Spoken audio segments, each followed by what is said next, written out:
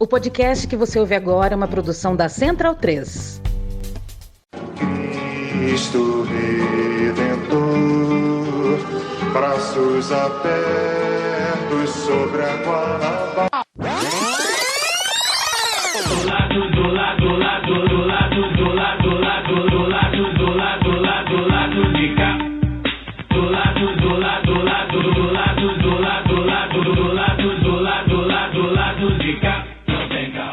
Bom momento, ouvintes da Central 3. Hoje é quinta-feira, dia 23 de março de 2023. Caraca, março demora, né? Puta merda, ainda tem mais uma semana.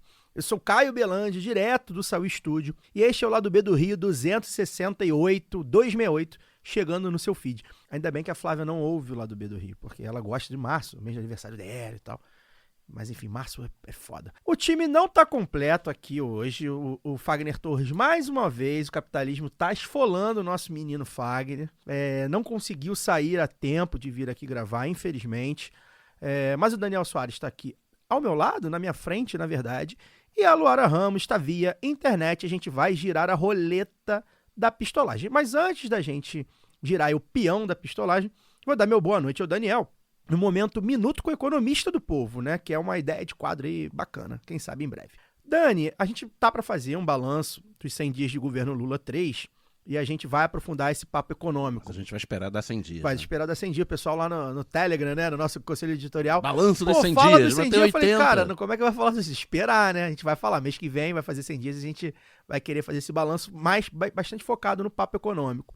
Mas a gente, enfim, queria que você desse seu boa noite aí, falando dessa polêmica da taxa de juros, né? Que tem se repetido. E essa semana ela foi mantida aí em 13,75% pelo Conselho de Política Monetária, o Copom, do Banco Central. Rapidamente, o que isso significa e como é que você tem visto essa briga aí? Só antes de entrar no tema, e não saindo da série econômica, comentando seu boa noite, não é março que é longo, é seu dinheiro que é curto, né? Porque tem que pagar as faturas de férias, carnaval, então você já começa março... Eu já tô vivendo por abril já. Exatamente, você começa março quebrado e aí ele tem 31 dias, pouquinho, né? Mais do que fevereiro. Então essa sensação do março longo é o salário curto da maioria dos brasileiros. Quanto aos juros, isso tem a ver com isso, né? 13,75% é uma taxa real, que, ou seja, descontada da inflação, que está em torno aí de 5, 6% ao ano. Uma taxa de 8% é uma das mais altas do mundo. Não sei se é a mais alta, a mais alta. Mas enfim, uma das, ou a mais alta, não faz tanta diferença isso no nosso bolso, né? No bolso das pessoas. E por que a taxa de juros importa, né? Por que tem esse debate tão acolorado em cima dos juros? Essa taxa de juros do Banco Central, na verdade, ela é a taxa que remunera os juros da dívida pública. Ou seja, quando o governo brasileiro lança títulos no mercado para financiar a sua dívida, essa é a taxa que ele paga ao longo de um ano, 13,75%. E se você for pensar, o que você investir, que tipo de investimento produtivo dá mais de 13% ao ano? Então, por aí já é um balizador. Ninguém vai investir em nada que dê menos de 13,75% ao ano, porque emprestar para o governo, em tese, é a coisa mais segura que tem. O país, a gente pode ter passado a vida ouvindo que o Brasil está quebrado, mas o Brasil não quebra, né? Não quebrou, pelo menos em reais. Ele vai ter real para pagar a sua dívida. Então, é considerado o investimento mais seguro que existe, e se ele paga X, ninguém vai investir em nada de menos de X. Nenhum empréstimo bancário a setor privado, a quem queira pegar um empréstimo para investir em qualquer coisa produtiva, seja agrícola, seja industrial, seja de serviço, vai conseguir pegar um empréstimo abaixo dessa taxa, né? Então você encarece o dinheiro para quem precisa de dinheiro. Isso faz com que o investimento diminua, né? Porque quem tem dinheiro na mão vai investir na dívida pública, ao invés de fazer qualquer tipo de investimento produtivo. E nisso você diminui a demanda da economia, porque investimento, ele é demanda. Não é só o consumo que é demanda. O investimento é demanda. O investimento é compra de máquina, é compra de insumos, é pagamento de trabalhadores. E aí você gira aquela coisa que o economista sempre fala do movimento cíclico, né? De você criar um ciclo que não é virtuoso, né? Um ciclo negativo, que as pessoas seguram seu consumo, porque a economia não está crescendo, porque você não tem novas oportunidades, porque o seu salário está apertado. No que ela segura o consumo, as empresas, dinheiro já está caro, para investir, então aí que você não vai investir, você investe menos, corta custo, demite empregados e aí você gera esse ciclo negativo e a economia não decola. Por isso que, em geral, a taxa de juros alta, ela dificulta a retomada econômica, né? E a taxa de juros baixa, ao contrário, ela estimula. A desculpa oficial da diretoria do Banco Central, nomeada pelo governo anterior, né, é que tem que combater a inflação, né? Porque a inflação foi muito alta no governo Bolsonaro, por culpa deles mesmos. A gente já expliquei, você volta nos nossos programas aí ao longo de 2020, 2021, 2022, tem explicações disso, tem no lado B Notícias, também acho que tem um lado B Notícias específico sobre isso, sobre a carestia, sobre a inflação. Então, já que a inflação estava alta, tem que ter juro alto, exatamente para você deprimir a economia e não gerar a inflação. Só que, como está explicado lá, o motivo da nossa inflação não era excesso de demanda. Pelo contrário, né? A gente teve uma estagnação inflacionária. Então, os juros altos nesse momento vão apenas inibir a atividade econômica e faz... Por isso que a questão da autonomia do Banco Central, né, que a gente não vou entrar nesse debate específico agora, nós falaremos, é uma diretoria nomeada pelo governo anterior que tem a chave do cofre aí para dificultar a vida do governo de oposição a ela que assumiu o governo. Então aí você tem já uma excrescência. Por que a diretoria de Banco Central nomeada pelo Bolsonaro é a correta, tecnicamente, e tem direito a um mandato protegido da política, e uma diretoria nomeada pelo Lula, portanto, não seria correta, tecnicamente, já que o Lula foi o eleito. Enfim, a gente vai falar sobre isso. A gente realmente está pensando aí em colocar aí um programete aí, de repente, de 15 em 15 dias ou mensal, pro Dani explicar isso tudo, porque o Daniel, a gente brinca, né, que ele fala que é economista do povo, mas porque ele realmente consegue explicar. Eu falo por mim, cara, são termos difíceis de entender, é difícil de entender toda essa mecânica, e ele consegue explicar muito bem. O pessoal pede, então em breve a gente vai botar isso no ar. Luara Ramos, bem-vinda de volta ao território nacional. A Europa é legalzinha, né? Eu vi que você aproveitou bastante, bem bonito, bem legal, mas nada como chegar no Brasil, principalmente aí no Espírito Santo, onde nessa semana um avião precisou arremeter por causa de um caranguejo. Caranguejos na pista do aeroporto de Vitória. Eu espero que não tenha sido seu avião, espero que os caranguejos tenham deixado você pousar tranquilamente. Bem-vinda de volta, boa noite. Boa noite, Caio, boa noite, Daniel. Olá, pessoal que nos ouve, não sei em que horário. Não foi meu voo, foi no mesmo dia, inclusive, mas não foi meu voo. Engraçada a situação, né? Eu ri pra caramba do áudio do piloto, porque realmente é inusitado. Mas é isso. A Vitória também é uma verdadeira manguetown, né? Uma cidade que foi construída em cima do mangue, tem essa característica. Mas estou de volta. Quem ouviu o último lado B falando, eu trouxe um pouco, alguns aspectos aí do que estava rolando, né, no Velho Continente, especificamente, estava gravando de Atenas, então, o que está rolando na Grécia. E aí, o que tem para essa semana de lá é que as eleições gerais foram antecipadas para maio, se não me engano, por causa do acidente, né, de trem que eu comentei também. E eu estava lendo mais coisas.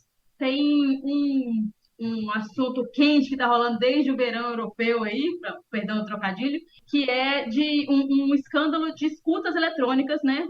O governo, que é da Nova Democracia, se não me engano é esse o nome do partido, é um partido de centro-direita, um partido liberalzão, assim, na verdade, bem mais da direita, pelo que a gente estava vendo, pelo que eu estava lendo. E parece que houve casos de escuta telefônica de opositores e jornalistas, e o negócio é bem tenso, assim, então já vinha sendo pressionado, e agora parece que o primeiro-ministro convocou mesmo, confirmou eleições gerais para maio. As eleições seriam em julho, se não me engano, e aí foram convocadas para maio, antecipadas, né? Então, são alguns aspectos assim, que a gente vai vendo, né? Vai juntando ali, França pegando fogo, Atenas ali também, a Grécia toda, né, com suas questões.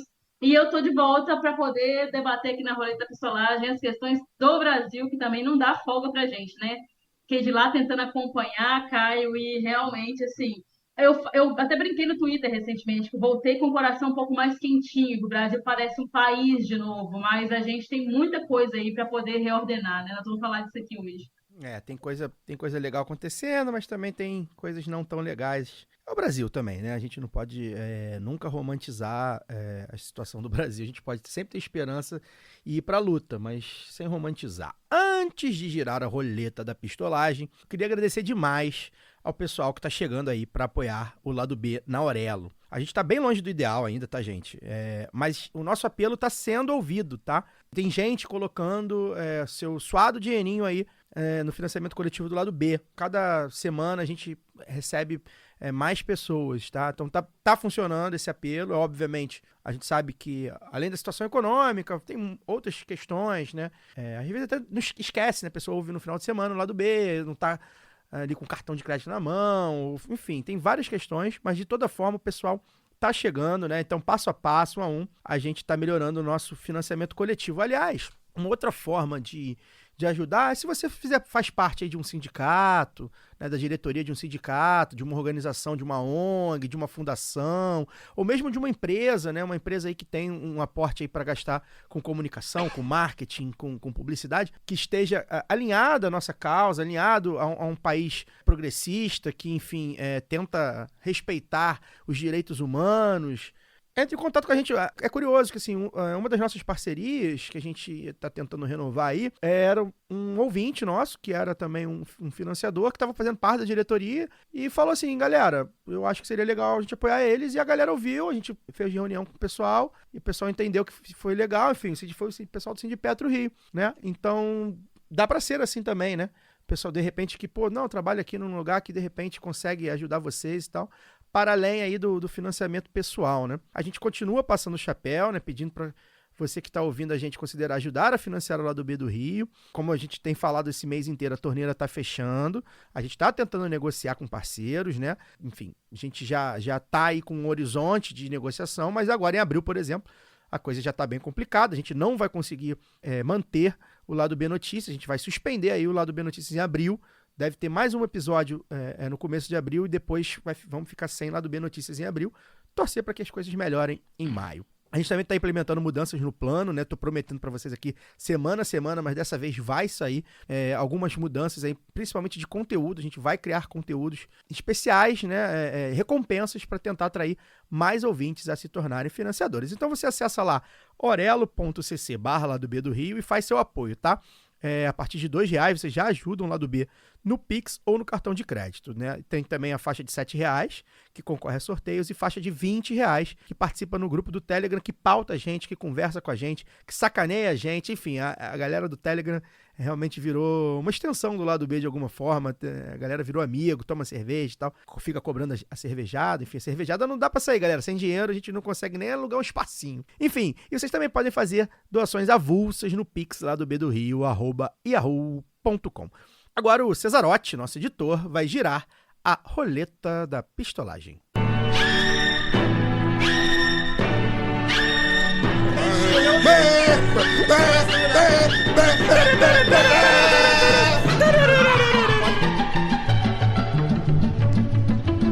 Roletão da pistolagem.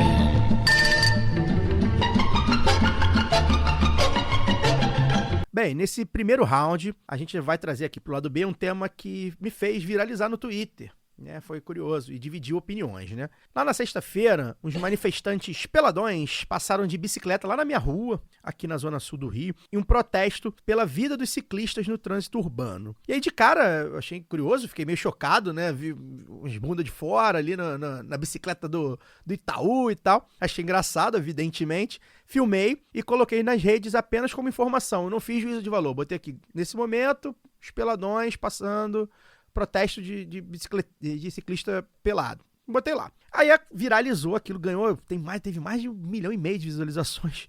Realmente, como pode, né? E as opiniões se dividiram, né? Teve gente que falou assim, mas precisa ser pelado? Alguns diziam, por exemplo, mas qual o problema de ser pelado, né? Enfim, a pauta é importante. Eu acho que a gente tem que debater de uma maneira séria. A gente resolveu colocar aqui alguns pontos de vista para falar sobre esse burburinho do Twitter, né?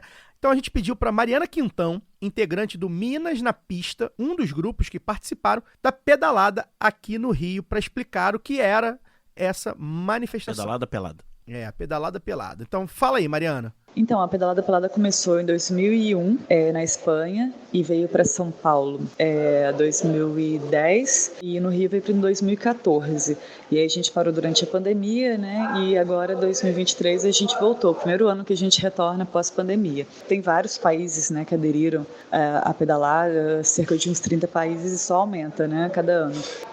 A intenção da pedalada é chamar atenção para a violência no trânsito, né? Porque nós ciclistas mostrar que o nosso corpo ele é muito frágil diante de tanta coisa que acontece no trânsito, né?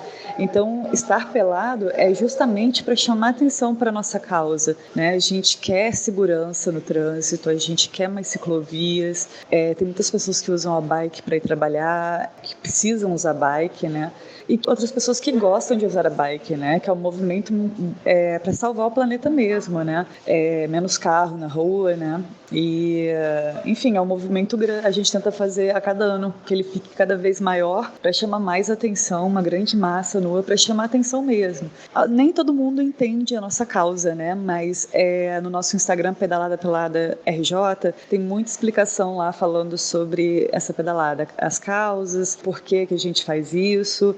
A gente pede segurança aos participantes também. É isso. Bem, aqui ninguém é ciclista. Então a gente chamou alguém que os ouvintes mais antigos conhecem bem para comentar também sobre cicloativismo e dar seu ponto de vista. Ele mesmo, hein? Alcísio Hungria Canete, ex-apresentador, um dos fundadores deste humilde podcast. Além de advogado, produtor, podcaster, cozinheiro, amador, torcedor do Arsenal, enfim, o homem é multi-homem. Cisão também é ciclista. E ele falou com o lado B sobre a causa, né? Então, vocês pediram, o pessoal do Telegram pediu, o pessoal do Twitter pediu. Chegou a hora que muitos de vocês estavam aí pedindo. A hora de matar a saudade do tostão da voz de Alcísio Canete no lado B. Fala aí, Ciso! Olá, galera do lado B do Rio. Há quanto tempo? Bom, fui chamado para falar de um assunto que eu experiencio de duas formas muito diferentes, né? A questão do cicloativismo. Eu experiencio ela como atleta amador que anda pela madrugada e é intimidado por pessoas de baixa luz, e experiencio como uma pessoa que usa a bicicleta para ir para trabalhar, para fazer suas coisas do dia a dia, dentro e fora de ciclovias. E assim, a causa do cicloativismo, especialmente essa interface aonde o atleta amador e a pessoa que utiliza a bicicleta como meio de transporte se cruzam, é justamente na ideologia que está por trás da ocupação urbana e como o automóvel tem um papel nisso. Eu explico. Qual é a questão fundamental do cicloativismo? É debater o subsídio estatal que existe em favor do automóvel, né? Essa é a questão fundamental, porque as pessoas falam, mas eu pago meu IPVA, e aí por isso o asfalto tem que ser bom, tem que ter muito asfalto e tudo mais. Inclusive as pessoas tentam me atropelar às vezes falando que eu não pago IPVA e portanto eu não tinha direito de estar na rua. Já tive esse debate algumas vezes depois de uma tentativa de homicídio, não recomendo. Mas a questão não é essa, porque os impostos não funcionam dessa forma e porque a questão fundamental é por que 60% a 80% da área pública dos bairros é ocupadas por vias asfaltadas, exclusivas para automóveis, para veículos automotores. Porque o compartilhamento de vias onde isso é possível, em vias de menos de 30 km por hora, o correto é que não haja ciclovia, que as pessoas compartilhem a mesma via, se respeitando, porque isso não é possível. Porque as ciclovias segregadas não recebem investimentos e porque o atleta amador de ciclismo não pode usar o diabo da rua de madrugada para fazer o treino dele sem incomodar ninguém. Você percebe que é mais ou menos a mesma coisa. Então, essa é a questão fundamental. Existe um subsídio estatal muito grande para isso, que inclusive afeta o transporte público, porque com essa ideologia de alargamento de vias, de reforma constante de vias, de operações asfalto liso, o que você está fazendo é gastar muito dinheiro público para beneficiar uma categoria de pessoas muito restrita, que são as pessoas que têm o seu veículo automotor, que não são maioria, E eu entendo que para muita gente pobre, o veículo automotor também é uma necessidade por causa da forma como a urbanização é desenhada e a periferização acaba sendo forçada em alguns lugares mais do que outros. Se você for pensar numa periferia de uma cidade do interior de São Paulo, por exemplo, uma pessoa pobre meio que tem a obrigação de ter um carro porque não tem ônibus na cidade. As cidades de interior, em geral, fora das grandes regiões metropolitanas, têm acesso a ônibus muito limitado. Mas o ônibus também não anda, porque não tem faixa exclusiva no caminho todo, porque o ônibus é visto como, o ônibus está atrapalhando o trânsito. Então, a causa do cicloativismo está muito próxima também à questão do transporte público, porque, na verdade, o que a gente luta não é para que as pessoas andem de bicicleta para cima e para baixo o tempo todo. A luta principal é para que a gente viva em cidades chamadas cidade de 15 minutos, ou seja, que tudo ao seu redor possa ser alcançado dentro de 15 minutos, seu trabalho, seu médico, etc, etc. E quando isso não for possível, que o transporte público te leve bem, te leve de forma confortável, te leve da forma mais rápida possível para o seu destino. E o que a gente luta é para que as pessoas tenham o modal da bicicleta como uma opção na vida delas. Que elas possam, por exemplo, deixar sua bicicleta numa estação de metrô, deixar sua bicicleta numa estação de trem, deixar sua bicicleta numa rodoviária de ônibus e fazer essa integração modal. E para isso ser possível, os bairros têm que estar mais equipados para receber as bicicletas. E às vezes não necessariamente com infraestrutura, mas com informação, com remoção de vagas de estacionamento, que é o maior subsídio que existe para o carro, é a vaga. Porque o quanto do espaço público está sendo reservado para que as pessoas paguem muito pouco, em geral, para parar os seus carros da forma mais conveniente possível. Então todas essas questões são fundamentais. Eu tentei ser sucinto e falar em 5 minutos. Na verdade, me mandaram falar em 3. Mas, enfim, não falo aqui há muito tempo. Dane-se, eles que se quiser, me editem. Um beijo para todos.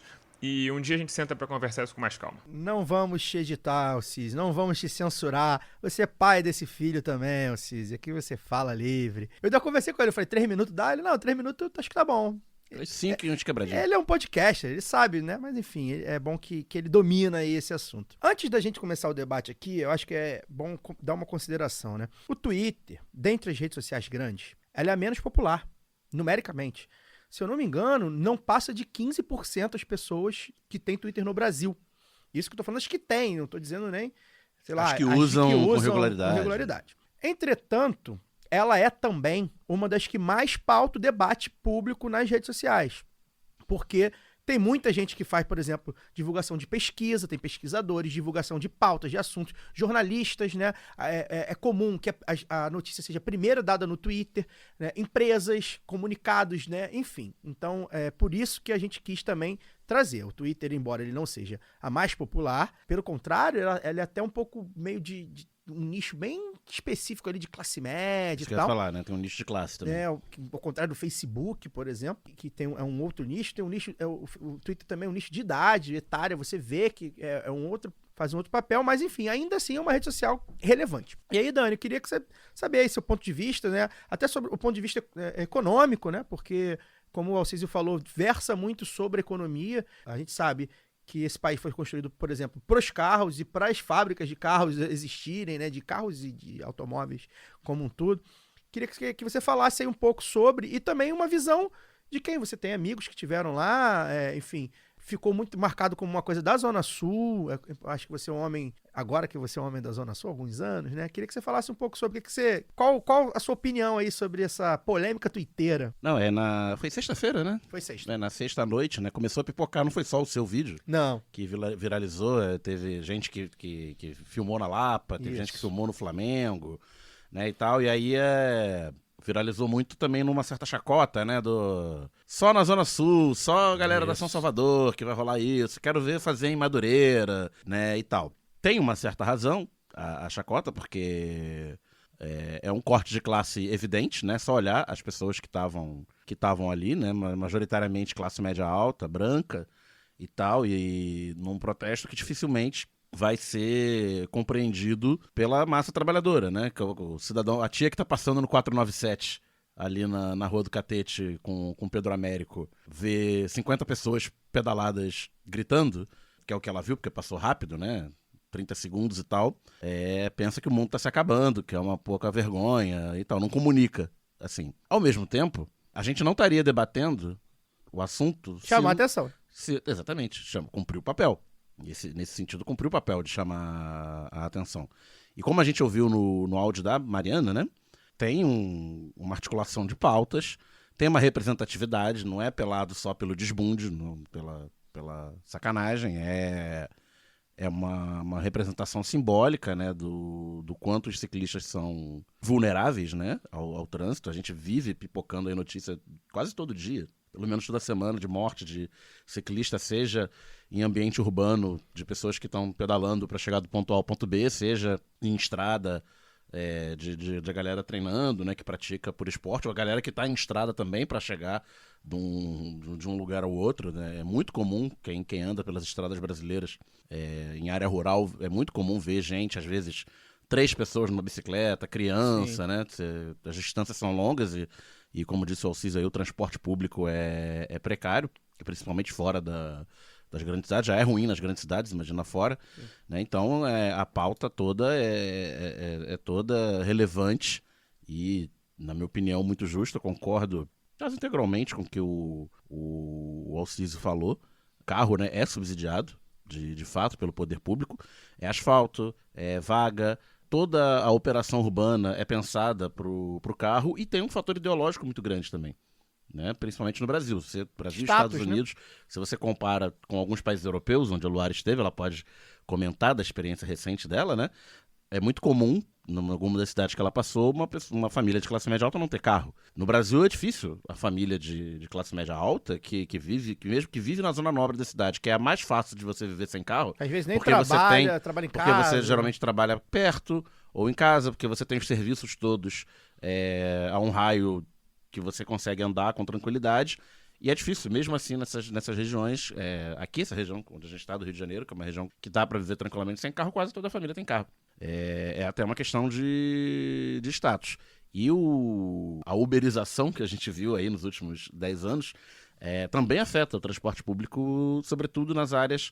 É engraçado, né? Que tem um efeito nas áreas nobres, porque a pessoa que esperaria 10 minutos por um ônibus, com barateamento, né, do transporte que é um transporte quase individual, né? Que é o do motorista que você chama no aplicativo, ele vem e te leva. Com barateamento desse tipo de transporte, a pessoa que esperaria 10 minutos para pegar um ônibus ou andaria 10 minutos para ter um metrô, muitas vezes ela prefere... Fazer uma integração. Ela prefere ir direto no Uber, né? É mais confortável, é mais prático, mas também colocou mais 50, 60 mil carros na rua do Rio de Janeiro. Eu não sei se o número é exatamente esse, eu sei que são cerca de 30 mil táxis e tem muito mais Uber do que táxi.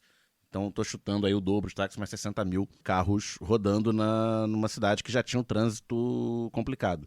E tem esse efeito nas áreas nobres e nas áreas periféricas. Também tem o efeito de... Onde o transporte público já é muito precário, esse barateamento faz com que as pessoas que têm um pouquinho mais de condição, um pouquinho mais de dinheiro, também peguem um Uber, se não para vir até as áreas centrais, porque é muito longe, para ir pelo menos até um lugar que tem um ônibus. E o Uber entra no orçamento das famílias da classe na Zona Norte, né? Longe do centro. Sobretudo na Zona Oeste do Rio. Porque você fala assim, vou para algum lugar, já conta com o dinheiro do Uber, exatamente porque, enfim, não dá para ir de... Não, e na Zona Oeste, na Baixada, que as distâncias são grandes e o transporte é cada vez mais precário, as linhas locais são as mais precárias. Sim. Tipo, se você mora na periferia de Nova Iguaçu, ou na área rural de Santa Cruz, para chegar no centro de Santa Cruz, onde tem o trem, para chegar no centro de Nova Iguaçu, onde tem ônibus direto para o centro e trem, você contava com uma linha local. Essa linha local ela sempre foi precária.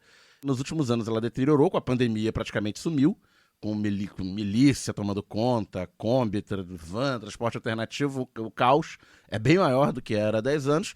E aí o Uber, ou o 99, ou o aplicativo que você quiser colocar na equação, ele supra esse papel. Encarece o transporte para essa pessoa, porque ele é mais caro do que é o ônibus, mas é algo que ela pode pagar, apertando. E tem também essa lógica que a gente valoriza ideologicamente, do individualismo. Mas, puxar a Luara pro papo aí, que eu falei demais. Eu queria falar com a Luara o seguinte, o Dani citou aí que você esteve na Europa, né? Queria que você falasse, enfim, se você sentiu isso, inclusive como turista, né? Você falou aí que, por exemplo, em Barcelona, se eu não me engano, não tinha Uber e tal.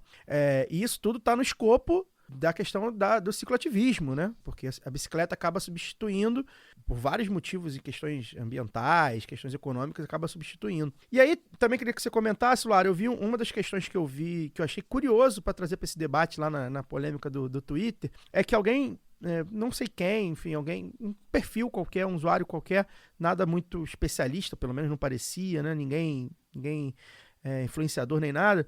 Ele retweetou o meu vídeo e falou assim: o pessoal quer aplicar no Brasil essa coisa do ficar pelado, que é algo bastante europeu. Eu achei curioso, porque de fato, de cabeça, assim, você lembra de várias manifestações na Europa, né, políticas, onde ficar pelado, de fato, era... Embora na média seja muito mais agradável ficar pelado no Brasil do que na Europa. Pois é, eu não vi ninguém pelado porque eu peguei 4 graus no lugar e eu tô um pouco traumatizada. O sol não funciona lá. Aí eu queria que você falasse sobre isso. Se você acha que essa coisa do ficar... O que você acha da coisa do ficar pelado, né? Que acho que é legal, porque de fato é essa dualidade, né? Ao mesmo tempo que é muito conservador, você fala, pô, tá pelado, ao mesmo tempo, porra, aquilo não comunica da maneira que, enfim... Queria que você falasse mas chama atenção, né? Pois você tem as várias...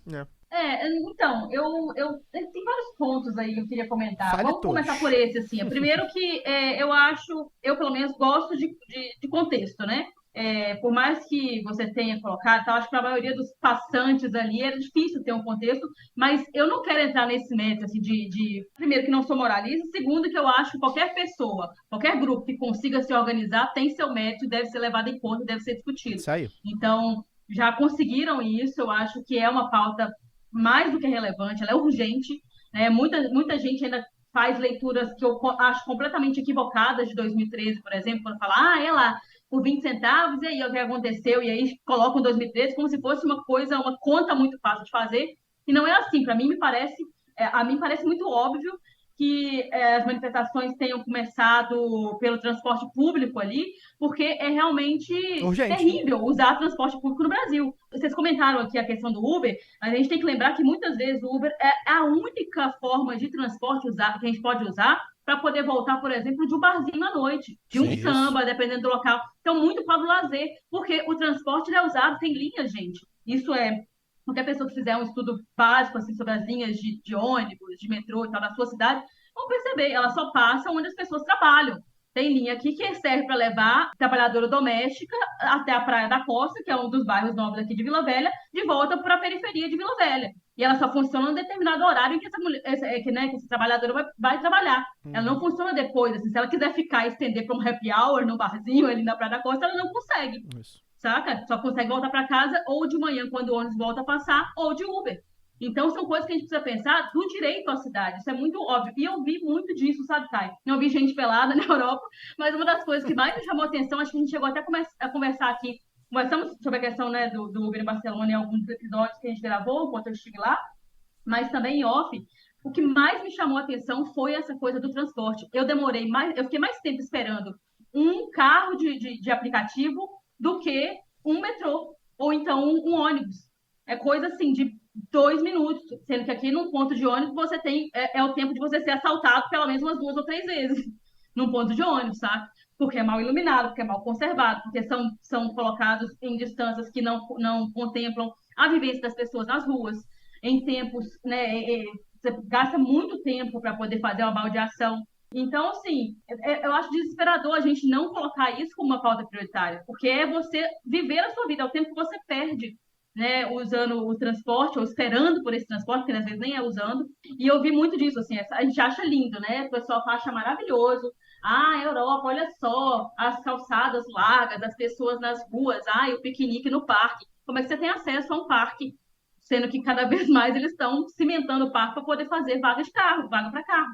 Então, é contraditório, né? As pessoas querem isso e não é cômodo. O Daniel falou, né? Não vale a pena, simplesmente não vale a pena você ter carro em lugares como Paris ou como Barcelona, porque o transporte funciona muito bem, é muito mais barato e você vai chegar nos lugares, você vai acessar a cidade de uma forma muito mais plena do que usando o carro. Não, e é aquela coisa, a política pública também faz não valer a pena ter o carro. Em Paris, dependendo da hora, você chega mais rápido andando de metrô, ou mesmo de ônibus, que tem muita via segregada, né, via exclusiva, do que usando carro. Porque você vai ter, às vezes, uma via de 3 pistas, que 2 vão ser exclusivas para transporte. O carro vai ter uma. E ele vai ficar engarrafado, e vai ficar engarrafado mesmo e dane-se. Né? E não vai ter o risco de ser queimado. Se você não tiver carro, você não tem carro queimado. Olha que beleza. Também tem isso, ainda tem isso. Aí a política é a população se mobilizando e criando dificuldades extras, além daquelas criadas pela política pública, né? Qualquer coisa que você faça no Brasil que tire espaço do carro é uma choradeira danada, e a mídia repercute isso, né? Porque a mídia é feita por pessoas de classe média alta, ou que pretendem ser de classe média alta, considerando o salário médio do jornalista, vai repercutir isso. Então vai sair a choradeira. Se você fechar dá um a exemplo Avenida aqui Paulista, que eu falei... Fechar a Avenida Paulista foi um escândalo no domingo O em São Rio de Janeiro Paulo, fechou e se a Avenida Rio mostrou. Branco. O Rio de Janeiro fechou a Avenida Rio Branco. Se você quiser aqui do ladinho no Catete, onde passou a pedalada pelada, a Rua do Catete tem 3 pistas. Uma é estacionamento. Uma é só aquilo que você falou, uma via principal na zona sul do Rio de Janeiro, que passa um monte de linha de ônibus, que é uma das ligações da zona sul com o centro. Tem uma pista de 3, que é para carro parado. E tem uma ciclofaixa recente. Se você tirar essa faixa e colocar uma via exclusiva para ônibus, ou uma ciclofaixa, ou uma via de ônibus e uma ciclofaixa, imagina a choradeira, o carro não tem onde passar, tá gerando engarrafamento, onde eu vou parar meu carro? Uma vez eu tava numa aula. E é um lugar irrigado pra caramba. Eu tava numa aula de urbanismo sustentável, né? De políticas públicas para urbanismo sustentável. Então, você já vê que era um lugar, em tese, né? O público dessa aula está preocupado com as questões urbanas, sustentabilidade. Aí a professora era sobre, não lembro exatamente qual era a aula, mas ela falou da ciclofaixa. A ciclofaixa estava sendo construída aqui, em Laranjeiras, o bairro onde a gente está, ela existe até hoje aqui. E para construir a ciclofaixa, foram retiradas vagas de trânsito, né? Vagas de carro para uma rua das Laranjeiras, que também é uma rua com 3 pistas, para passar a ciclofaixa no lugar dos carros. E uma das alunas falou, acho muito legal construir ciclofaixa e tal, espaço para bicicleta, mas não pode mais ter carro em Laranjeiras. A gente que tem carro em Laranjeiras vai parar onde? Aí a professora falou, não, mas o objetivo é esse, é desincentivar que você tenha carro. Pois é, a minha opinião vai bastante ao encontro do que a Laura falou primordialmente, sobre... eu acho que quando você tem uma causa e você junta um grupo para protestar por essa causa, eu acho que você já está na frente, socialmente falando, digamos assim, da maior parte do povo, que, enfim, não tem tempo, às vezes, nem de se organizar politicamente, né? Peço licença para dar uma pausa no programa e apresentar os nossos parceiros. O sorteio para apoiadores e apoiadoras do Lado B é um oferecimento da Camisa Crítica. Ouvinte tem 10% de desconto no cupom Lado B no site www.camisacritica.com. Vale lembrar que tem Camisa Crítica também no Armazém do MST e na Livraria Leonardo da Vinci, ambas no centro do Rio. Passe lá para conferir os materiais, breve em São Paulo e, quem sabe, em mais cidades. Camisa Crítica, criada para uma esquerda que não tem medo de dizer seu nome. E que tal aprender inglês, espanhol ou francês de maneira leve, dinâmica, com afeto e senso crítico? Conheça a WeCreate, o curso de idiomas parceiro do Lado B. Acesse www.wecreateidiomas.com. Siga também nossos parceiros nas redes sociais. Obrigado pela atenção e voltamos ao programa.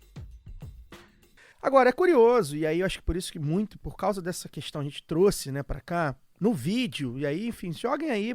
Talvez vocês achem, foi pro Instagram e tal, o pessoal, enfim, não tem só o meu vídeo. É curioso porque, assim, muita gente pelada que tava tinha ali umas 50 pessoas, não tinha muita gente também, não. Muitas das pessoas peladas, primeiro, eram homens, tá?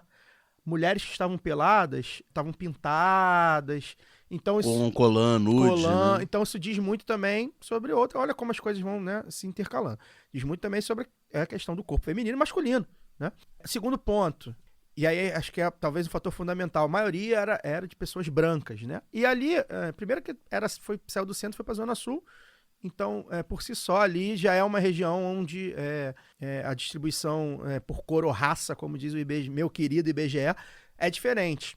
E é uma pauta que, infelizmente, é um acesso muito longe, muito distante do povo da Zona Norte e, por consequência, da Zona Oeste. A classe mais popular e, por consequência, de cor ou raça também é uma pauta mais distante dessas pessoas negras trabalhadoras. Então, assim, e aí chamou muita atenção, dividiu muito, vi muita gente, só tem branco, só tem branco, só tem branco. E aí, eu acho que isso é uma consequência e não a causa, né? Eu acho que é importante a gente lembrar isso. Isso é uma consequência desse tema ser debatido para a classe média da Zona Sul. Isso não é a causa não é essa, né? Isso acontece com o veganismo, por exemplo, né? Que são causas, assim, são causas importantes, causas políticas, né? Normalmente a opção é política, ciclista, é engraçado que o Paulo Júnior falava muito isso, se eu não me engano, acho que era o Paulo Júnior, nosso amigo, né? Você ser ciclista em São Paulo, por exemplo, é você ser comunista. Então, é uma causa política também, automaticamente. Então, é curioso como isso também diz, mas eu acho que a gente tem que analisar isso como consequência, não como causa. Lu, você levantou a mãozinha aí, Não, né? é que eu queria comentar só mais uma coisa, Vai. Caio, que o Alcides passou um pouco, o Daniel também, mas é que a gente nem entrou ainda na questão ambiental, né? Pois é. Porque a resposta ambiental dos caras para emissão de gás poluente é lançar carro elétrico. E a gente está falando que mesmo continua sendo uma ocupação de espaço por poucas pessoas, assim. E de onde vem essa energia elétrica, né? Como é que ela é gerada? Exatamente. Por mais que você vá pensar em energia limpa e tudo, até que, né, a transição energética e tal, eu acho que é a gente pensar, na verdade, numa outra forma de sociedade em que a gente compartilhe o mesmo espaço, em que a gente esteja mais junto, sabe? É isso que a gente está, que eu acho que deve estar em debate, sabe? Do comum, sabe? De resgatar essa coisa do comum, da comunidade mesmo. Porque parece que as pessoas, o individualismo é tanto assim, que aí entra no carro, aí finge que a vida só acontece ali, só acontece no seu condomínio fechado e não interage mais. Então, tá tudo interligado, vocês percebem? É muito mais nesse sentido, assim, do que a gente ficar nessa de que, mas isso, fazendo os recortes, que eu acho que tudo bem, a Caio trouxe, eu acho que é importante a gente pensar realmente, quando eu falei aqui também do contexto da manifestação, agora, se é válido, se não é válido, eu acho que tudo que provoque, como provocou, mesmo que seja a massa twitteira, é válido para o debate, porque é isso, a gente está num momento em que o lado de lá nunca deixou de provocar, nos últimos anos provocou até demais, e aí eu estou usando bastante de eufemismo, e eu acho que a gente tem que fazer as nossas provocações também. Como elas serão feitas, podemos debater. É uma questão de estratégia, de tática e tal, beleza. Mas elas devem ser feitas, porque a gente realmente precisa se repensar enquanto sociedade. Porque é o colapso, gente. O que está colocado aí para a gente é o colapso ambiental e energético, é o colapso social, sabe, de ideias que a gente tem do que é uma sociedade e do que ela deve ser, do que ela pode ser, né, das possibilidades. Então, eu acho que tudo isso tem que ser debatido à exaustão mesmo, para a gente poder refazer, porque do jeito que está não dá, a verdade é essa. A gente anda na rua e do jeito que está não dá. Se você pega ou já pegou algum transporte público na sua vida no Brasil, a gente sabe que é um inferno. É isso. Você levar 2 horas... Muito pior do que ver alguém pelado na bicicleta. Muito pior. Nossa, pelo amor de Deus. Eu tô falando de Vitória, que a gente ainda pega... Eu moro em Vila Velha, pego indo com a vista bonita da Terceira Ponte. Mas 2 horas apinhada ali no ônibus, lotado, num calor desgramado de 32 graus no Brasil no verão, não é algo que, assim, eu com certeza perco alguns dias, talvez anos de vida cada vez que eu pego o 500 lotado, voltando do centro de Vitória, sinceramente. É isso aí. Eu acho que, e o mais importante, acho que foi legal o Alcides ter dado uma declaração. O mais importante é fazer as coisas com consciência de classe, né? Então a gente tem que contextualizar para mostrar como isso atinge a classe trabalhadora, né? E Não, acho que a gente conseguiu fazer esse debate. Só para encerrar, queria falar isso, você falou do corte de classe, né, do movimento, mas a bicicleta é muito utilizada na periferia do Rio. Com certeza. E como transporte, né? Se você passa na Avenida Brasil num dia de semana, lá para Campo Grande, para Bangu, você vai ver as passarelas lotadas de bicicleta amarrada nos corrimãos.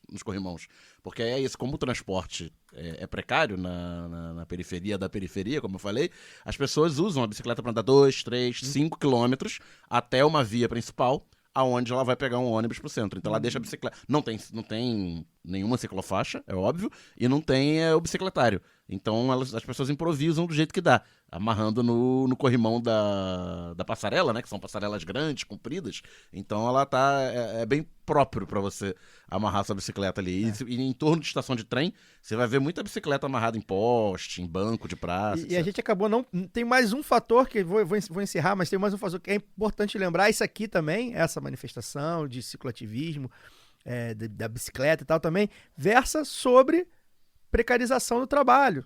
A gente está falando de entregadores, a gente entrevistou aqui o Galo de Luta, por exemplo, que tem racha dos entregadores entre quem tem moto e quem tem bicicleta. Então, assim, enfim, isso versa sobre muita coisa, gente. Então, assim, eu entendi a galera falando, isso é um monte de branco da Zona Sul, de bicicleta pelado. É óbvio que tem um privilégio branco de você passar em frente à delegacia pelado e não acontecer nada.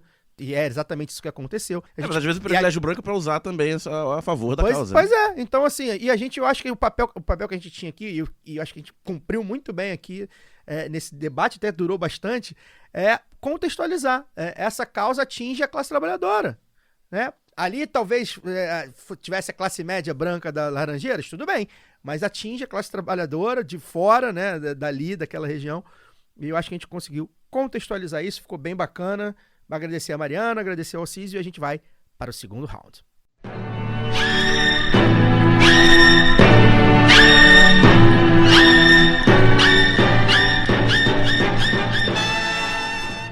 Uma operação da Polícia Federal ontem prendeu algumas pessoas que supostamente são ligadas ao PCC e que, segundo essas acusações aí, tinha um plano para matar Sérgio Moro, possivelmente como retaliação. Entre outras autoridades. Entre outras autoridades. Inclusive um procurador, né, que atua nos casos contra o PCC, como retaliação, possivelmente, como retaliação ao marreco que, quando ministro do regime Bolsonaro, tomou uma decisão de transferir o Marcola. Isso aí inclusive já está sendo, enfim, visualizado bem distante, que isso pode não ser exatamente isso. Enfim, e aí a operação já ganhou o submundo fascista, ligando, obviamente, o PCC ao Lula, o que não é uma novidade. Lembremos aí que em 2019 teria vazado aquele áudio lá do PT tem um diálogo cabuloso com nós e tal. Enfim, no dia anterior, né, o Lula soltou meio que sem querer pros jornalistas ali, sem querer querendo, né, que quando estava preso só pensava em, abre aspas, só vai estar tudo bem quando eu foder esse Moro, fecha aspas. Não tá errado. E aí hoje o Lula também Isso ele falou antes da operação eclodir. A operação eclodiu ontem e hoje ele falou que o Caio vai falar. Na terça ele fala isso, na quarta tem a operação, e hoje ele já soltou que essa história é armação do Moro. Acho que tem bastante coisa pra gente falar sobre isso também, que vou começar com a Luara. Lu, o que você tá achando dessa história, do ponto de vista político e do ponto de vista jurídico também, né? Enfim, tudo que envolvendo o Sérgio Moro, a gente tem razões pra desconfiar. Acho que a desconfiança ela é válida, mas ela é válida ser levantada e deve ser levantada por espaços como os nossos, assim, com muita responsabilidade, sabe, Caio? Porque eu acho que é um erro ver, principalmente o Lula, né? Acho que ele é a única pessoa que podia falar isso. Vou criticar aqui, sim. E qualquer outra liderança petista ou do governo que falar algo parecido, porque essa coisa de teoria da conspiração, de nós e eles, acho que não condiz com agora a postura que deve ter um governo que é de reconstrução, num momento em que as coisas estão muito complicadas na coalizão de forças, sabe?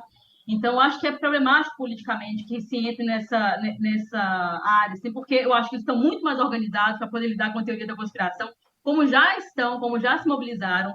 É tudo muito estranho, a gente realmente tem poucas informações sobre o que é isso mesmo. Acho que a melhor conduta que eu vi até agora foi a do ministro Flávio Dino, tratando, né, olha, estamos fazendo nosso trabalho, é isso mesmo, e aí não fala de adversário, né, fala de, olha, é um crime, nós vamos combater o crime, e eu acho que é por aí, assim.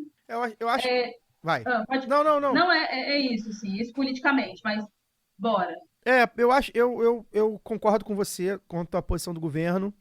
E o Lula, eu acho que eu não gosto nem de... Eu gosto de esperar, porque às vezes o Lula fala uma coisa e lá na frente aquela coisa que a gente acha um absurdo na hora se mostra acertado, enfim, se mostra uma estratégia, vai saber.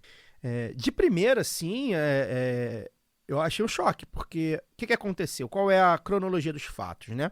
Tem essa fala do Lula, que eu acho que é uma fala completamente normal de alguém que foi preso numa conspiração, uma fala rancorosa do Lula, né? Eu acho que é normal ele ter rancor do Moro, acho ok ele ter rancor do Moro, embora ele goste de sair por cima, não, tal, é normal. E aí, quando ele fala que ele queria foder o Moro, acho que ele fala ali pra esquentar o debate mesmo em cima do Moro, pra mostrar que eu tô aqui, tô vivo e tal, enfim. Só que quando tem a operação, e aí...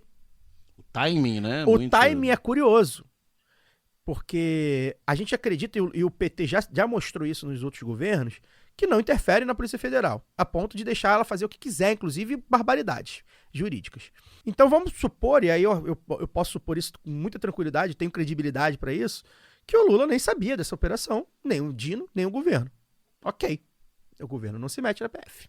Coincidentemente, no dia seguinte, estoura essa operação. E aí o Dino, ministro, ou seja, o chefe dessa galera toda aí, fala que era um senador e um procurador que eram os alvos. O Moro fala, o senador era eu, e começa, enfim, politizar o caso, evidentemente, porque armação ou não, o Moro é um político. Hoje, mais do que nunca, o Moro é um político.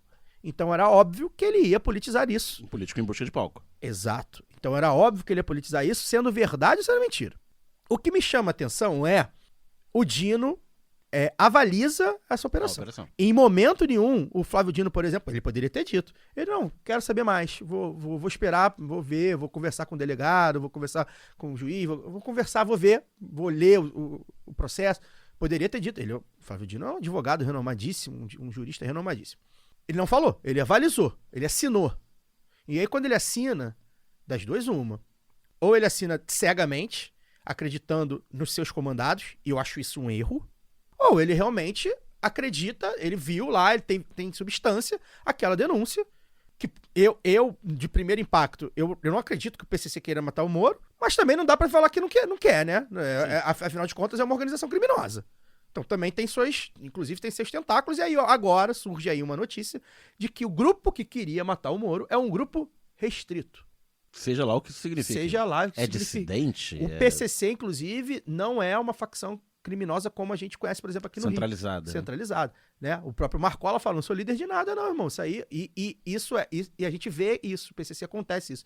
Tem os grupos, né, as famílias lá entre eles. Colaboram entre eles, mas cada um mantém a sua. Cada um mantém a sua, estilo Poderoso Chefão. Sem o Corleone, em tese. Porque o Corleone, enfim, assume lá a liderança. Então não tô dando spoiler não, pelo amor de Deus, vejam. O filme tem 50 anos, gente, não tem spoiler de filme que foi 50 anos. Eu não vi o 3 ainda, preciso ver o 3. Olha, o 3 tem a sua idade, então... Eu quero maratona, ver o 1, 2 e 3. Então assim, eu acho curioso. E aí, uma notícia que sai o Telegram do Lula, ou do governo, não lembro, estaria dizendo, aqui, a nossa PF faz o que a sua PF não fazia, que é não interferir. Correto. Que se tiver que proteger o opositor. Isso chegou a pautar a imprensa. Eu vi muita gente, assim, pouco suspeita de ser lulista, né? O Josias de Souza da Vista, falando que o Moro não, assim, partindo, né, que seja verdade esse plano, Moro não foi morto porque a Polícia Federal do governo Lula fez o que a Polícia Federal do governo Bolsonaro não fazia. Pois é. Então, e isso é algo que é muito falado, por exemplo, na questão do combate à corrupção, né? O PT se orgulha disso. Eu acho que, enfim, também é um erro estratégico, mas tudo bem, comunica isso. E aí, no dia seguinte, o Lula simplesmente fala que tá com cara de armação. Então, assim, ou o Dino não falou com o Lula hoje, ou o Lula tá sabendo de alguma coisa, e considerando ser o maior político desse país e um dos maiores da história da humanidade, em termos de cintura fina, de cintura mole, pode ser. Mas eu acho que é um erro você polarizar com o Moro nessa altura do campeonato. A resposta era simples, a resposta era... Qual é a resposta que você daria, Daniel, se você fosse presidente da República? Eu não comento uma investigação em andamento.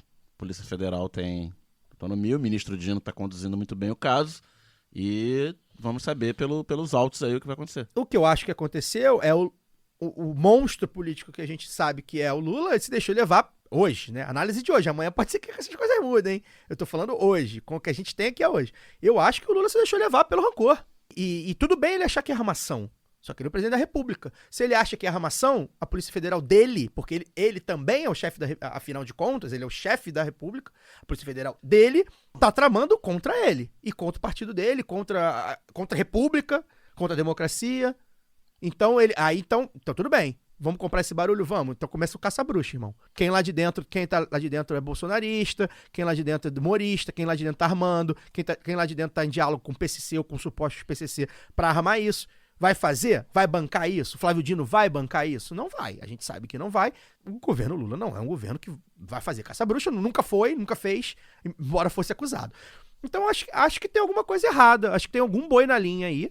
Entre Dino e Lula, entre a equipe do... E você que nos ouve na partida sexta-feira à tarde, sexta-feira é o dia nacional do plot twist, né? Pois é, a Polícia Federal, essa semana foi na quarta, então aguardemos amanhã de sexta. O lado B é furado, eu tô fazendo essa análise aqui, gente, na 8 horas de quinta-feira, né? O Brasil muda muito rápido, né?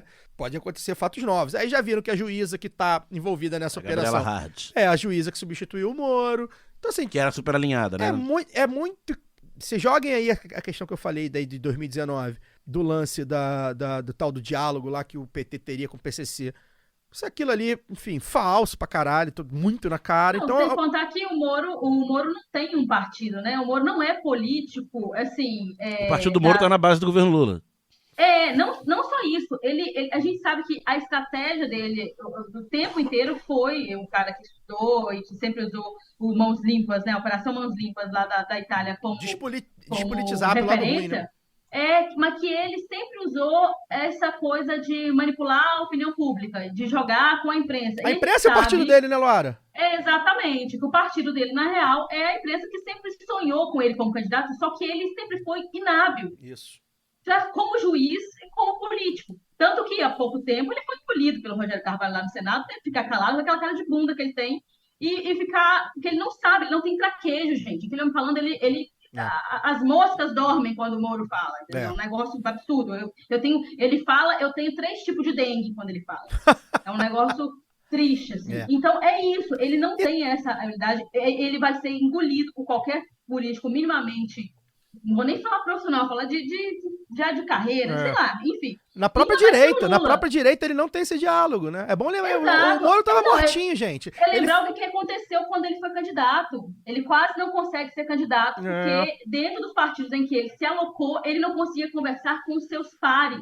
Ele não consegue combinar o jogo, porque lá, na Operação Lava Jato, ele fazia... Exatamente, o que ele fazia era mandar no Deltan Dallagnol e na Tela Turma. Agora ele não tem isso, assim, ele chega lá e os caras têm, ele tem que negociar, só que ele não sabe negociar. E aí como é que faz? E é curioso que assim, tava morto, tá, gente? O Moro tava, claro, ali pra galera dele, os votos que ele tem no Paraná, que a esposa dele teve no São Paulo. É claro que esse cara se ele quiser ser deputado e senador, provavelmente ele vai ser a vida inteira, porque ele vai ter aquela parcela. Mas assim, a opinião pública, por exemplo, né, o mainstream, ninguém falava de Moro, tinha nada, né? Não tava, passou aí incólume esses meses de governo Lula. E aí um negócio que é curioso, né, que a gente também tá para falar sobre isso, dentro desse escopo, é ter que falar de Moro nessa altura do campeonato, quando o governo, por exemplo, tá relançando bons programas, né, Dani? Programas que já deram certo nos primeiros governos petistas. A tônica desse, a gente já antecipando o programa de 100 anos, né? A tônica desses 100 dias. Desses 100 anos? Não, pô. 100 dias e 100 anos. A tônica desses 100 dias é relançar o que deu certo. Principalmente pegou já ali o Minha Casa Minha Vida, mais médicos. Tá cheio de pauta positiva aí nessas últimas semanas, né? Que estão sendo tragadas aí por essa história toda, né? Dessa operação da Polícia Federal. Tem algumas críticas, né? Tanto pela esquerda quanto pela direita, de que essa onda, né, de relançamentos de programas que já existiam, como primeiro Minha Casa Minha Vida, né, depois o Bolsa Família, essa semana o PAA, né, o Programa de Aquisição Agrícola, seria um saudosismo ou olhar para o passado, né, ao invés de apontar para o futuro.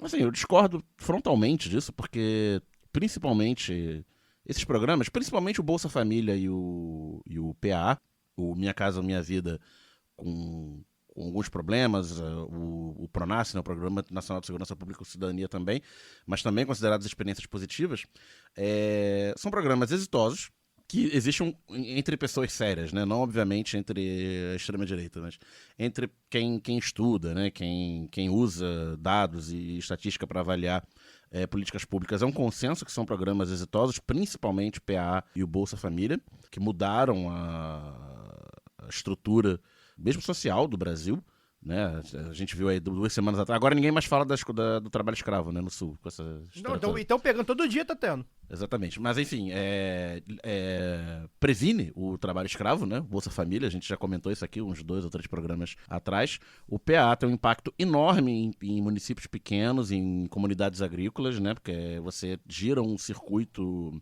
econômico agrícola local, porque o PA ele incentiva com o governo com o dinheiro federal que prefeituras e o próprio governo federal e entidades públicas comprem alimentos de fornecedores locais da agricultura familiar, cadastrados com preço mínimo, tanto para programas de distribuição de alimentos gratuitos quanto para merenda escolar, né, e tal. Então você gera essa demanda do setor público, você usa o poder de compra do setor público para gerar demanda para pequenos agricultores, melhora a renda desses pequenos agricultores, melhora a alimentação das pessoas que dependem desses alimentos, melhora a variedade desses alimentos, enfim, caberia um programa inteiro só para falar de PA.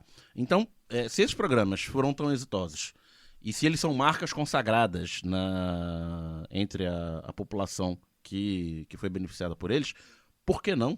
Qual é o problema de retomá-los, né? O erro, no caso, foi descontinuá-los. Aí pós-golpe, tanto durante o governo Temer quanto durante o governo fascista aí, que tinham o propósito declarado de destruição do Estado e arrasamento das políticas públicas. Então, para 2 meses iniciais do governo Lula, acho bastante salutar que se retomem programas exitosos e que eles possam ser resgatados de onde pararam. E o PT voltou para isso, né? Esse recall aí que o PT tem, é óbvio que a gente Evidente, precisa... com ajustes e alteração claro, daquilo que não tenha funcionado. Tem coisa que a gente... Fiz o L para isso mesmo. Exato, né? Senão as pessoas teriam votado no Ciro Gomes ou na Tebet, né? A minha ministra, enfim.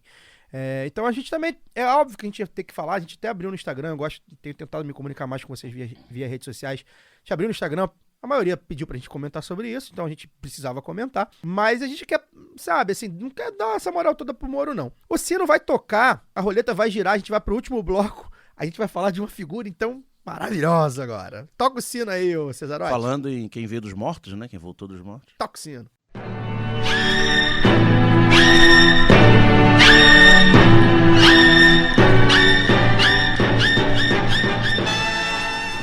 O ex-governador do Rio, Sérgio Cabral Filho, está todo de volta ao debate público depois que foi solto em dezembro do ano passado, passou 6 anos preso. Ele deu uma entrevista bem boa, bem legal, cínica, mas bem legal para o Metrópolis. Legal do ponto de vista, assim, de entender, né, como funciona essa cabeça aí. Do ponto de vista jornalístico. Ponto de vista jornalístico. Abriu o Instagram pra comentar notícias, fala do Vasco, fala de notícias, e fala de um monte de coisa, antirracismo, olha que nível. E, nesse escopo todo, ele tá fazendo o papel de vítima de perseguição da justiça burguesa. Para contextualizar, o Cabral está em prisão domiciliar desde dezembro, após o STF revogar a sua prisão, que ainda, vejam bem, era de caráter preventiva, né? Ele está fora da cadeia, mas ele segue inelegível pela lei da ficha limpa, então é importante lembrar disso. Daniel, muito cínico, né, cara? O Sérgio Cabral é de um cinismo. E por que a gente quis falar dele? Primeiro, já faz bastante tempo, né? A gente tem ouvintes novos, pessoas novas, né? Pessoas que não votavam, não estavam na vida pública quando o Sérgio Cabral estourou os escândalos do Sérgio Cabral. É bom a gente lembrar, gente. Vamos contextualizar aí. 2013, por exemplo. Essa figura política, então, 2013, né? Que é quando começa o boom de tudo isso, inclusive do Sérgio Cabral. Até então ele nadava em popularidade. 2013, fazendo 10 anos. As manifestações de 2013, que querendo ou não, como a Luara falou aí, não é tão simples de dizer, querendo ou não, desencadeiam tudo isso aí, 10 anos. Então tem gente quem tem feito, tá com 18, 19, 20 anos e não o Cabral é um cara que ele aparece nos anos 90, no PSDB. Muito jovenzinho. Bem jovem, em tempos de Fernando Henrique Cardoso, no PSDB, no Poder Nacional, Plano Real, aquela história toda. Ele se elege deputado estadual em 1990 e depois se reelege em 94, quando o Marcelo Alencar se elege governador pelo mesmo partido. Se eu não me engano, ele foi o deputado estadual mais novo do Rio. Pode ser, em 90. Mas ele ganha ali, durante ali o impeachment, 92, ele foi candidato a prefeito. Não foi muito bem votado, não, mas a campanha dele apareceu um cara jovem, falando de ética. Nossos valores são outros, era o slogan dele. Você pode procurar no YouTube. A campanha eleitoral municipal de 92, aparece o Cabral bem novinho falando isso. E aí, em 94, com essa história toda de ética, após o impeachment do Collor, ele se elege deputado estadual e vira presidente da Assembleia Legislativa. Ele era do mesmo partido do governador, foi um deputado muito bem votado, vira um jovem presidente da LERJ e nos primeiros meses ele ataca os salários, os grandes salários, os funcionários fantasmas. A campanha dele era voltada para estudante e idoso. É Isso. Bom lembrar. Ele era do lá, ele ia lá, manifestação de estudante, ele tava lá, ele era o cara dessa galera. Enfim, ele se faz nesses primeiros meses ali de presidente da LERJ, em 95, com essa pauta moral, né, que tá moralizando a LERJ e tal, e obviamente A Alerj é isso aí. Tá pior hoje, mas é isso que sempre foi, né? Não sei se tá pior, não. Hoje a gente só sabe de mais coisa, né? Não tinha miliciano na época, né? Mas, enfim. É verdade. Não tinha. Tinha menos deputado pastor e não tinha miliciano. Mas ele se reelege sucessivamente como presidente da Alerj. Na transição do Marcelo Alencar pro Garotinho, em 99, né, o PSDB sai do governo, entra o Garotinho do PDT, o Cabral continua presidente da Alerj para se equilibrar ali. Você não tem presidente legislativo de oposição, né, no Brasil, Arthur Lira que o diga. Então ele sai do PSDB e vai pro PMDB para se equilibrar ali apoiando o Garotinho, que era do PDT. O próprio Garotinho vai pro PMDB mais tarde. E na eleição de 2002, depois de 8 anos como presidente da Alerj, ele se elege senador pelo PMDB. Já entra ali em 2003 na base de apoio ao governo Lula, né? O PMDB vai para a base. Em 2006 ele é candidato a governador do Rio, com um grande favoritismo, né? Porque o casal Garotinho, embora fosse do PMDB, eles não se bicavam, mas eles não tinham candidato à sucessão. O PT nunca conseguiu se criar fortemente no Rio, né? O PDT esfacelado. O Brizola já então, estava morto. O Brizola morre em 2004. Então, naquela eleição de 2006, ele vai para o segundo turno. Pelo PMDB, ele vai para o segundo turno contra uma juíza que tinha virado política. Olha só, vejam só vocês. Denise Frossard, famosa Moro antes do Moro. A Moro antes do Moro, a famosa pelo combate aos capos do jogo do bicho nos anos 90. Havia sido eleita deputada federal em 2002, com uma grande votação pelo PSDB. E em 2006 é candidata a governadora pelo PPS, né, que agora é Cidadania, com o PSDB na coligação, não. O candidato do PSDB foi o Antônio Eduardo Paes, um jovem deputado também naquela época. Mas ela vem com apoio do PFL, do então PFL, do então prefeito César Maia. O vice dela era Eider Dantas, um cara do César Maísmo. Enfim, eles vão pro segundo turno, e no segundo turno, o que acontece? A Denise Frossard tá com o PFL, recebe apoio do PSDB. Pra presidente estava tendo Lula contra Alckmin. Vejam vocês, crianças. Era Lula Alckmin. Meninos, eu vi, o né? segundo turno de 2006. Então, naquela polarização PT-PSDB, né, se a Denise Frossard estava fechadinha com o lado tucano, muito natural que o PT tivesse apoiado o Sérgio Cabral, que era inclusive da sua base, né, no Senado. Cabral é eleito. Foi o Molon, o candidato do PT em 2006? Não, foi o Vladimir Palmeira. Molon veio a prefeito em 2008.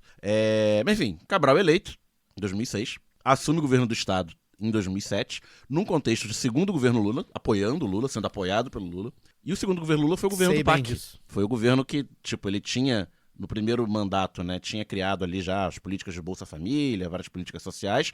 O Brasil começa a crescer em 2004, e aí no segundo mandato emburaca, né, de altos índices de crescimento, PAC, muita verba, Brasil muita obra. Pujante. Brasil pujante. Olimpíada Então, Copa. 2007 selecionado como sede da Copa do Mundo de 2014. 2009 selecionado como sede da Olimpíada do Rio de 2016 no Rio de Janeiro. Ainda em 2006 Porque já existia esse movimento. A Copa são 12 sedes, né? Você divide a atenção por 12 sedes, é basicamente só estádio. Você vai ter obras de mobilidade e tal, mas é muito mais estádio. Olimpíada é uma cidade. Você enfia o mundo inteiro numa cidade por 2 semanas, é uma loucura, né?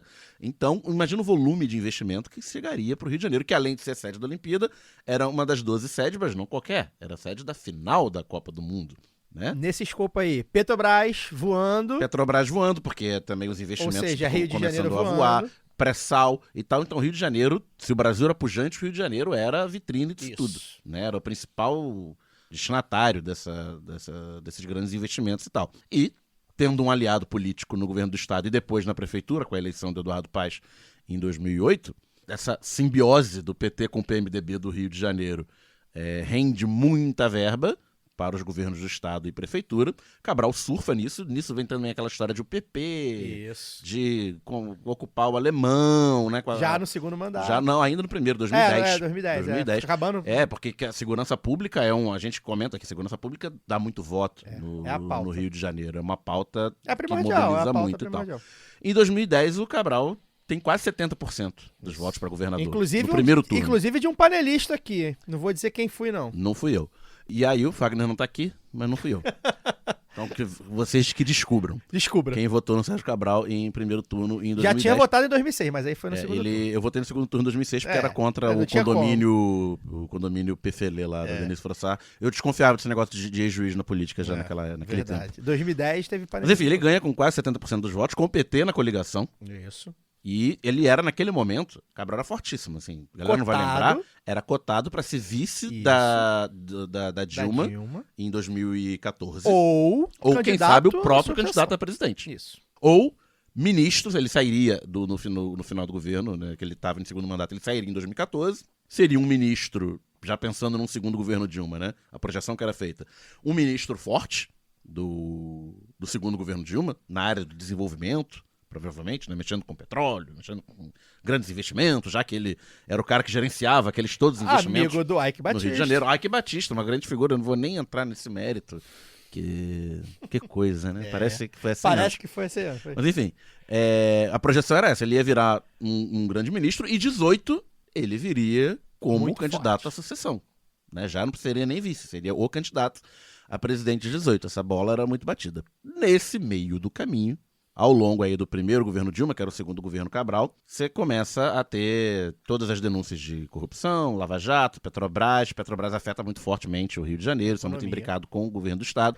Vem os protestos em 2013, a UPP começa a fazer água, e aí toda a euforia com o novo momento da segurança pública já cai para a questão da violência policial, da truculência policial, porque o que dá voto, a política de segurança pública que dá voto no Rio de Janeiro é a política truculenta, é a política do confronto, né? E aí com todas as denúncias de corrupção, juntando com a questão da violência policial, do massacre da juventude negra na periferia, etc., Cabral vira um alvo preferencial das manifestações de 2013, muitas aqui, do ladinho Muito mais da que a gente. Dilma. É bom que se diga. Aqui no Rio, pelo menos, Aqui muito mais. era o Cabral o alvo. Aqui a gente está aqui pertinho do Palácio Guanabara, né, sede do governo do Estado. Pegou fogo. Desde essa época, tem grade cercando o Palácio Guanabara. Não tinha. Então você vai lembrar, não tinha grade. Você passava na calçada direto. Desde então tem grade. Com uns 3 governadores depois, tem grade, 4. Tem grade cercando a sede do governo do Estado do Rio de Janeiro, que é bem na rua, assim, é bem de cara pra rua. E o plano do Cabral naquele momento era de renunciar até um ano antes do final do seu governo para deixar o vice, que era o Luiz Fernando Pezão, já concorrer no cargo, e ele, Cabral, ou concorrer novamente ao Senado, ou fazer o filho, que era deputado federal, um dos mais votados, e aparecer aí no segundo governo Dilma. E a figura dele desaba na percepção muito rápido. Popular, muito rápido ali de 2013 para 2014. Então ele vai adiando essa renúncia, que era para ser um grande evento político de lançamento do Pezão.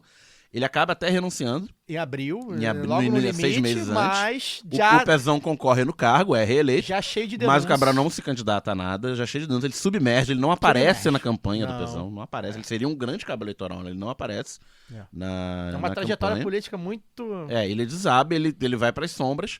E aí, no breve segundo governo Dilma, né, com a Lava Jato campeando aí e tal, manifestações pró-impeachment e tal, o Cabral, na sucursal Rio de Janeiro, né, Marcelo Bretas, ele é a vítima preferencial. Então descobrem todas as falcatruas do seu governo, né, as bizarrices, né, já tinha tido noite do guardanapo. Blá, blá, blá. É importante contextualizar assim, também, o Cabral, ele é vítima, vamos botar assim, né, alvo da Lava Jato e todos os absurdos que a Lava Jato comete juridicamente, né, sem dúvida. E aí quando ele fala isso é porque ele está respaldado, inclusive juridicamente, não à toa, né, teve revogado aí. Falar isso. Você falou que ele era prisão preventiva, ele chegou a ser condenado a mais de 200 anos de prisão. Só que o que acontece? Essa galera é tão lambona, né, Moro e as Seclas e Bretas, que era o seu filhote aqui no Rio, que os julgamentos foram facilmente anulados, porque fizeram uma de merda jurídica. E aí o que mantinha ele preso há 6 anos, depois da anulação dos julgamentos, era a prisão preventiva. E aí realmente era um absurdo. Pois é. Jurídico. Ele tem aí questões, inclusive jurídicas, para reclamar, e aí os advogados dele estão sendo bem pagos para isso. Só que é importante assim, uma das coisas que ele fala, né? Ele se faz de vítima de perseguição da justiça burguesa para poder se espelhar com o que o Lula sofreu em âmbito nacional. Inclusive, né, ele tece elogios ao Lula na entrevista e tal. Ele é um cara que está se alinhando novamente, embora não sei qual a pretensão política dele, seja possível, mas ele é um cara aí que mantém-se alinhado ao Lula pra falar aqui, ó, aconteceu com ele, aconteceu Embora na comigo. eleição de 2014 tenha desalinhado. Sim. O PMDB do Rio, O o Pezão Pisciani à era frente, o Aezão. era o Aezão. Mas embora, eu acho embora o Pezão, pessoalmente, tenha mantido o apoio a Dilma, mas o PMDB do Rio rachou e o Cabral Rachou. tava do lado... Embora já Aí apitando bem por fora, né?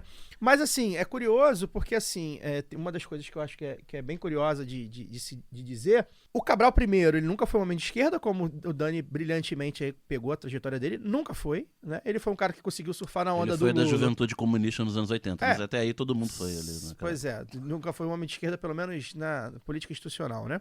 Ele começa pelo PSDB. O PSDB, era um PSDB até mais de centro-direita, centro-esquerda ali, né? Ainda não era um PSDB tão escroto quanto depois passou a ser, mas ele não era, é isso, ele era um cara, inclusive, de berço, digamos assim, né, porque filho do Sérgio Cabral, pai, que era um jornalista muito renomado, muito conceituado, não é, né, ainda tá vivo, embora já bem velhinho, bem mal, então assim, além disso tudo, o mandato dele, que teve coisas boas, com a grana que investida e tudo mais, o mandato dele foi marcado por envolvimento promíscuo, um envolvimento muito próximo de muitos empreiteiros, empresários, né? Ele fazia questão, tanto que tem essa farra dos guardanapos com o Cavendish, que era um dos empreiteiros da Delta, entre outros. As mesmas empreiteiras envolvidas na Lava Jato. Ele, de fato, sempre esteve ali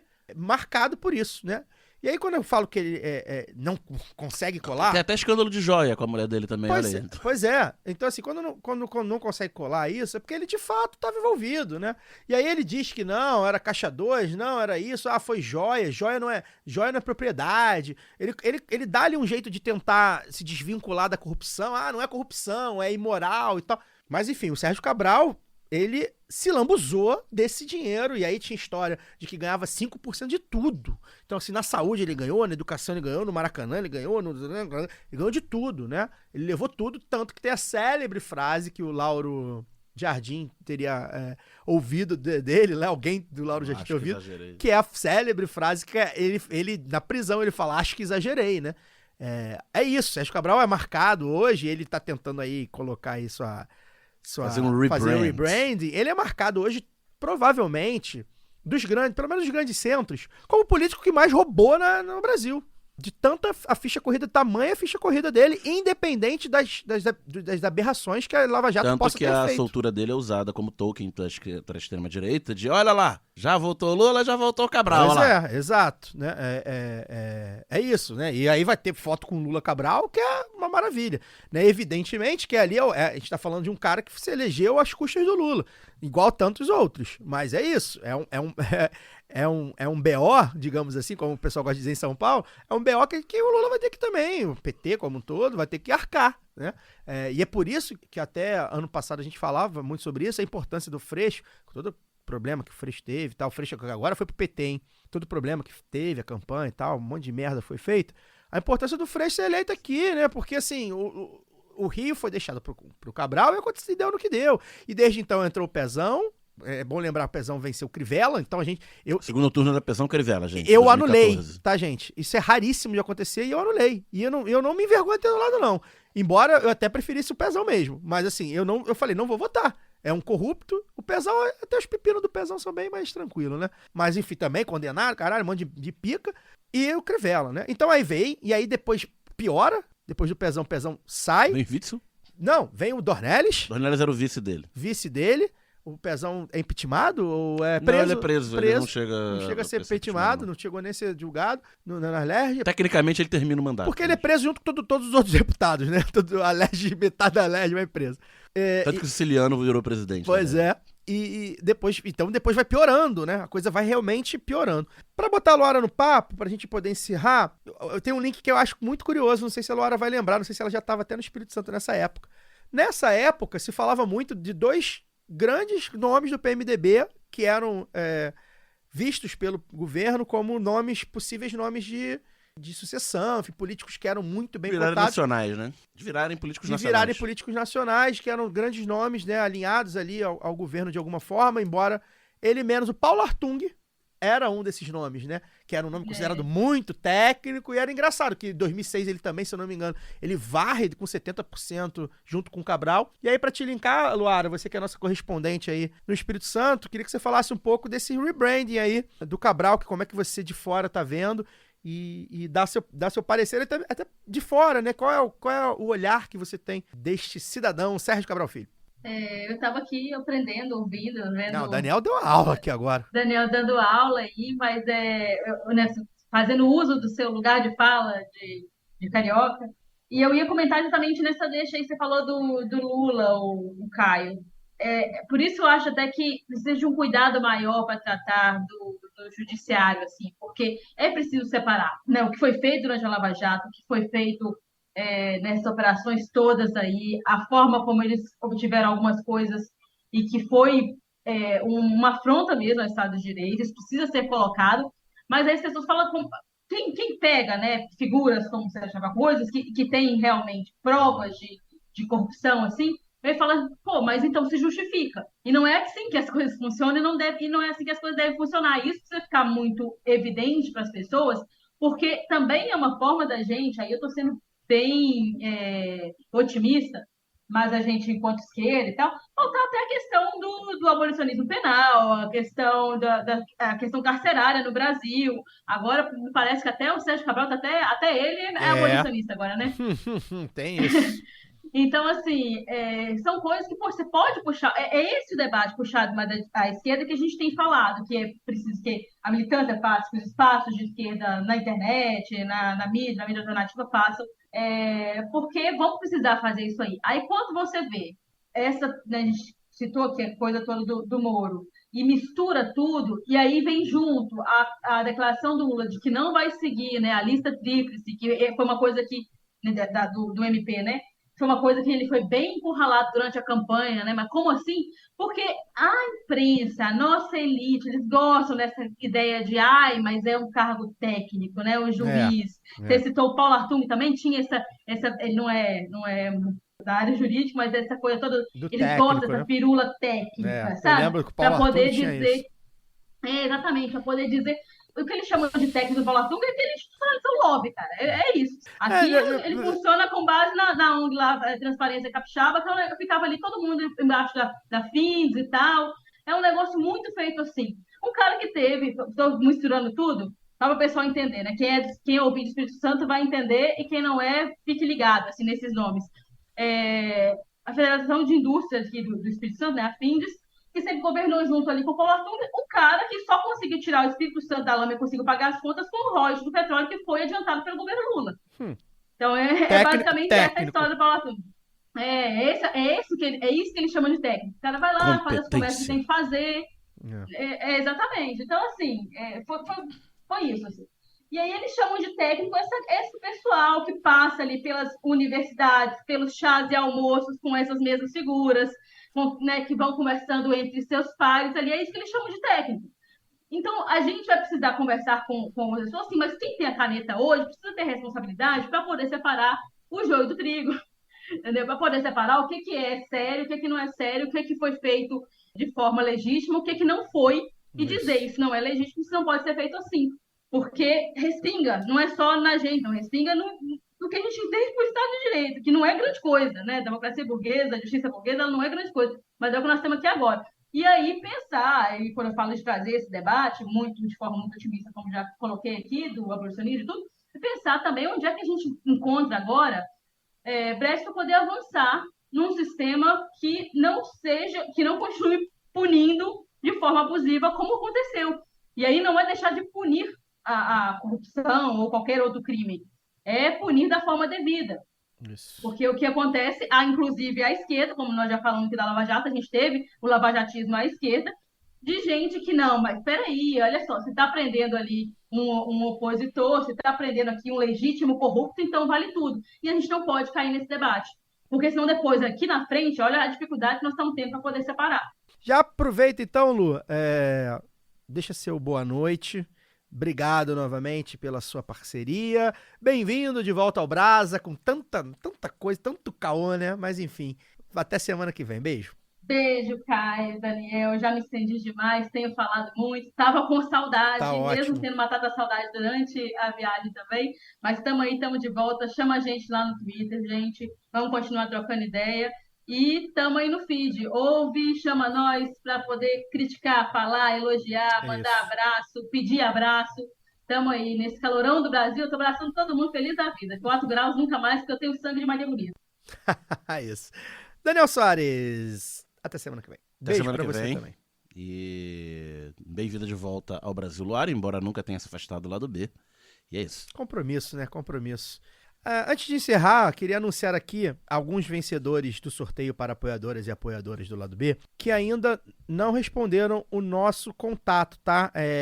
A gente fez um sorteio de uns livros lá no nosso Telegram e na Aurelo, e a gente fez o sorteio da camisa crítica. Então, a Helena de Freitas Rocha e Silva, a Exacol, acho que não é um nome, ou talvez seja um sobrenome, enfim. O J Darkcast também, que não é um nome, é um usuário, né? Porque na Aurelo, quando você se cadastra, às vezes o pessoal não bota o nome, né? Aí cadastra só e-mail, um usuário e fica esse nome. E o Gabriel Bastos, então Helena de Freitas Rocha e Silva, Exacol, J Darkcast e Gabriel Bastos, né? Entre em contato com a gente pelas redes sociais ou pelo nosso e-mail lá do bedorio@yahoo.com para vocês mandarem aí seus dados e receberem os brindes. Dani, tem algum abraço? Só um abraço que eu tinha esquecido de falar aqui na minha despedida. Abraço pra Vanderleia, que nos ouve de Washington. Olha, Vanderleia! Que entrou em contato comigo pra perguntar se eu era eu. Que ela me conheceu em outras arenas da vida. E aí sou eu mesmo. E ela ouve a gente lá em Washington. Fica o abraço. A Vanderleia mandar um abraço pro Erasmo e pro Roberto também. Pro Erasmo, a Vanderleia tá viva, né? A cantora tá viva, né? Tá viva, que bom. Tava inteirona nesses dias aí, o Erasmo já foi. Mandar também um abraço pro Thiago, né, cara? A gente tá voltando aí, parece que voltou, né? Passou o isolamento, né? A gente tá voltando pra rua e tal, com mais afinco. Tô me sentindo em 2019, a galera encontrando a gente nos lugares. Eu tava ali numa clínica em Botafogo, né, na fila pra doar sangue, e aí o Thiago passou por mim, aí ele olhou, pô, tu é o Caio? A minha resposta é sempre a mesma, eu sou um Caio, meu amigo. Qual Caio que eu sou? Ele, não, do lado B, não, sou eu. Falei, pô, legal, sou ouvinte e tal. Então, bem legal, tem que ter um abraço, falei que ia mandar um abraço pra ele, tá vendo doar sangue, doem sangue, tá, galera? Doar sangue é importante pra caramba, quem puder, doe sangue. O lado B fica por aqui. Semana que vem, a gente tá de volta falando sobre um assunto que a galera tá implorando pra gente falar e tão com razão, a gente demorou a falar desse assunto, mas a gente vai falar, que é o absurdo do novo ensino médio. O NEM. O NEM. Forte amplexo, até lá! Esse podcast foi editado por Fernando Cesarotti.